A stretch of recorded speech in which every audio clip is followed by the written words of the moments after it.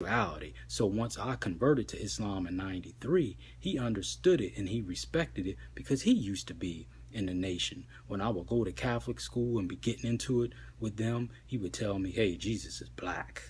He's black, and some things they telling you are not true. And so that opened up my eyes. Remember, that's part of a father, someone who can take you further mentally, physically, spiritually, educationally, emotionally. That's what a father does. That's what Sidney Howard did for me, point blank, period, and some. And some.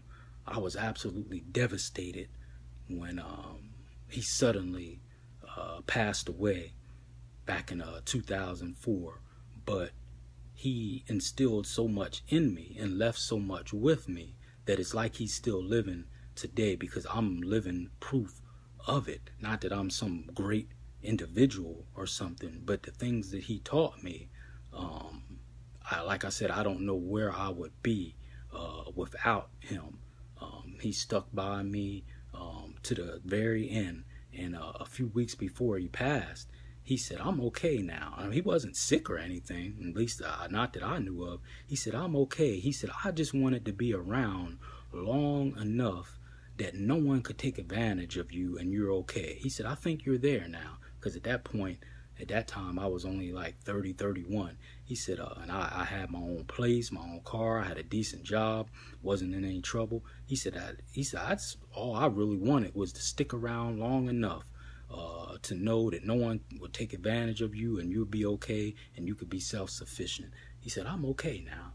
And it's just eerie that I can remember it clear as day, because he was outside. He liked to do a lot of lawn work and stuff like that, and we were just standing there talking. I really didn't understand the meaning of why he was saying that, but it's so clear now, because now I'm thinking the same way. I mean, I want to be here a long time, and I'm doing the best I can to be healthy mentally and physically, but I'm thinking the same thing. Like, I just want to be here long enough so I can make sure that my boys are okay. That's what a father does. It's a difference between a father and a dad. We need more fathers. And it's a lot of young boys out here having children, right? And they're not prepared to have children.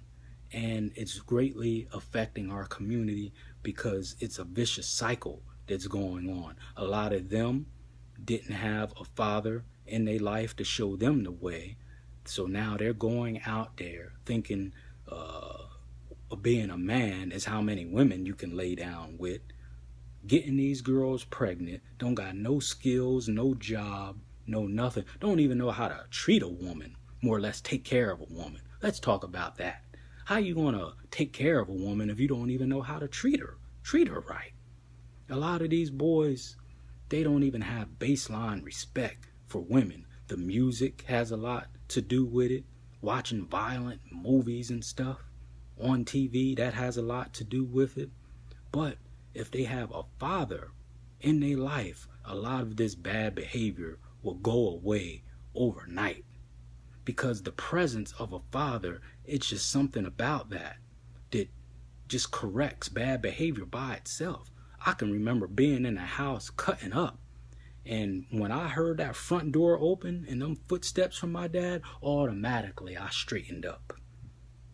Talk to me if you know what I'm talking about. Automatically I straightened up.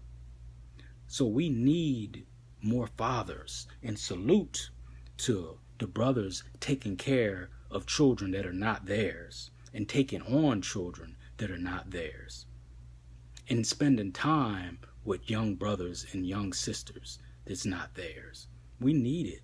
Our community is in a shambles. The main reason why our community is in a shambles is because the lack of structure and discipline at home. When I used to be in North Carolina, and I'll end on this, because I could be talking about my father all day.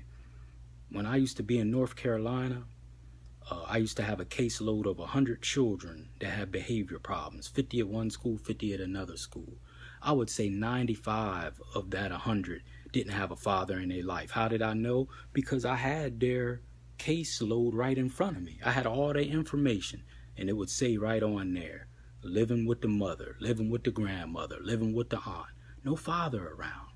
So when you don't have that discipline there and that father there, you might as well just go pay a couple $1,000s for a billboard and say, I'm signing my child up to go to prison. Because that's what's happening. Not to say that single mothers, because there's plenty of single mothers that have raised children that are being very productive. But what I'm seeing today, like I said, I had 100 students, and 95 of them didn't have an active father in their life. Hence is why they were coming to me. So it wasn't a good thing to come see Brother Sharif in North Carolina school system. That means you had a behavior problem. Okay, so no one can't tell me that I'm making this up or it's just my opinion. No, I've seen this and we see it. Most of the children in the school system that have behavior problems, a lot of it is no father in the home to give them discipline. That's the solution. Keep your family together. Even if the relationship dissolves with the mother, that don't mean you dissolve your relationship with your children. Women can come and go, but not your children. And then they use that as an excuse to put them on these strong psychotropic medications. That's another topic. And like one of my good brothers says, ADHD really doesn't stand for attention deficit hyperactivity disorder. It stands for ain't no daddy home disorder. That's what ADHD really stands for. Ain't no daddy home disorder. Again, you look at these children that are misbehaving in the school, most of it's because there's no discipline at home. No such thing with me. Salute to the fathers out there. Salute to my father, Sidney Howard, who, like I said, I don't know where I would be if this man wasn't in my life. Locked up, on drugs, in jail, I don't know. But Dad, I really appreciate what you did for me. It's like you're still living because you're living through me. I could be here forever, all day, talking about the many things that my dad, my father, did for me. Just don't have the time. But I appreciate you. I will never forget you. Life is not the same without you. But I remember the things that you taught me. You were teaching even when you weren't directly teaching. Just by me watching you fold up your pants and hang up your pants and your shirts and keep your shoes in a shoebox. I do the same thing today. I just had to get on one of my boys the other day because it's summertime now and my boys think that they can sleep into 12 and 1 o'clock. I said absolutely not, because my father would not let me do that. He would come in my room, rip the blanket off of me. He said, real men don't sleep into no 12 and 1 o'clock. He said, get your behind up and be productive and do something. So I would go out in the yard, help him, do some dishes, something. So I told my boys the same thing the other day. I said, you will not be sleeping in into no 12, 1 o'clock, because I'm at work during the day, doing my therapy work. I said, you will not be sleeping in to no 12 and 1 o'clock, not on my watch. But guess what? I got that from my father because he didn't allow me to do it. He would make me get up and be productive. Now, I could be up all night. Like last night, I was up doing some of my progress notes because I'm a therapist, and I got behind in my paperwork. I was up to like 2 in the morning doing paperwork. But guess what?